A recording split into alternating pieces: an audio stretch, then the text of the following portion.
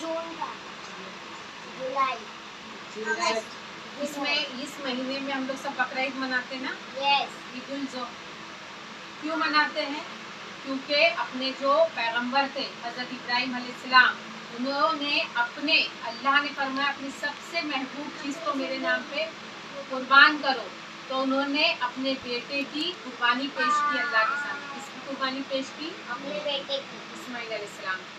लेकिन अल्लाह को उनकी अदा इतनी पसंद आई कि उनके बेटे के जगह पे जन्नत का दुम्बा आ गया। उन्होंने तो कुर्बानी अपने बेटे पे ही अपनी छुरी चलाई थी, लेकिन उस जगह पर अल्लाह ने अपनी कुदरत से जन्नत का दुम्बा आ गया।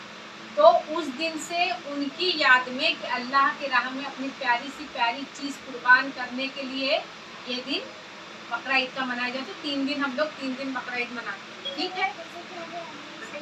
तो अभी अपनी ये जो ईद उल ज़ुहा का दिन है बड़ा ही फजीलत वाला है। तो इसके पहले 10 दिन, चांद रात से पहले 10 दिन बहुत ही फजीलत है, क्योंकि इस 10 दिनों में जो इबादत हम करते हैं अल्लाह को बहुत पसंद है।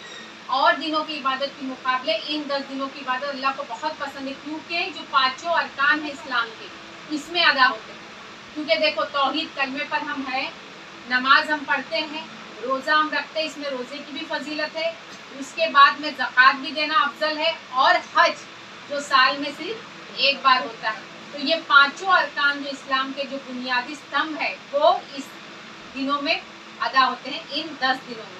इसलिए अल्लाह को इन 10 दिनों की इबादत बहुत पसंद है। इसलिए हुजूर जो है वो हमेशा ये 9 दिनों का रोज़ा रखते हैं, 1 तारीख से लेकर 9 का। अगर नहीं रख सको तो कम से कम पहली तारीख या 9 तारीख का, नहीं तो 9 तारीख का ही जो कल का रोज़ा है कम से कम वो रोज़ा रखना है, क्योंकि हुजूर की अदा करने की, सुन्नत अदा करने की भी फजीलत, 70 शहीदों का सवाब, और अल्लाह को राज़ी करने के लिए हम ये मतलब इस रोज़ा रखकर अल्लाह को हम राज़ी करें और उससे दुआ करें। और इन 7, 8, 9, 10 ये 4 दिनों में हमें औलाद के हक़ में दुआ करनी चाहिए, अपने औलाद की, क्योंकि हज़रत इब्राहिम अलैहिस्सलाम ने इन 10 दिनों में अपने औलादों के लिए दुआ की। तो इन 10 दिनों में अगर हम औलाद के लिए जो भी दुआ करते हैं अल्लाह अपनी बारगाह में उसे कबूल फरमाता है। और ये जो कुर्बानी इंसान देते हैं आजकल, जो कुर्बानी ये दिखावा हो गया, तो कुर्बानी दिखावे के लिए नहीं है। अल्लाह ने फरमाया कि तुमको उसके लिए दर्द होना चाहिए, नहीं मार्केट से खरीद के लाए, मैंने इतने लाख का लाया, इतने हज़ार का बकरा लाया। अल्लाह को ना देखो, अल्लाह को ना उस बकरे की चमड़ी पहुँचती है, अल्लाह को ना उनकी खून पहुँचता है, न गोश्त पहुँचता है, न उसकी खाल पहुँचती है। पहुँचता है तुम्हारा तकवा, तुम्हारी परहेजगारी, तुम्हारी नियत। तो अल्लाह सिर्फ तुम्हारी नियत देखता है। तो क्या ही बेहतर हो कि तुम अल्लाह को राजी करने के लिए, क्योंकि अल्लाह की राह में अपने माल की कुर्बानी देना और हर चीज की लालच दिल से निकाल देना और हर बुरे आमाल की कुर्बानी देना, ये अल्लाह को पसंद है। कि अल्लाह की राह में जो क्यों हर उम्मत का फितना अलग था, इस उम्मत के लिए फितना जो है माल है, और हम माल की ज़कात निकालना, माल की मोहब्बत दिल से निकालना, ये अल्लाह को बहुत पसंद है। क्योंकि अगर अल्लाह की राह में हम माल की कुर्बानी देते हैं और उसका जो कुर्बानी किए जानवर का 3 हिस्सा निकाल कर, एक हिस्सा खुद के लिए, एक हिस्सा रिश्तेदारों के लिए, एक हिस्सा मिस्कीनों में बांटते हैं, और उन मिस्कीनों को पहुंचाएं जिन्हें साल भर वो चीजें हासिल नहीं होती, तो अल्लाह की राह में इस तरह से अपने आप को ये पेश करें कि मैं, ए अल्लाह, मुझे तुझसे प्यारा कोई नहीं।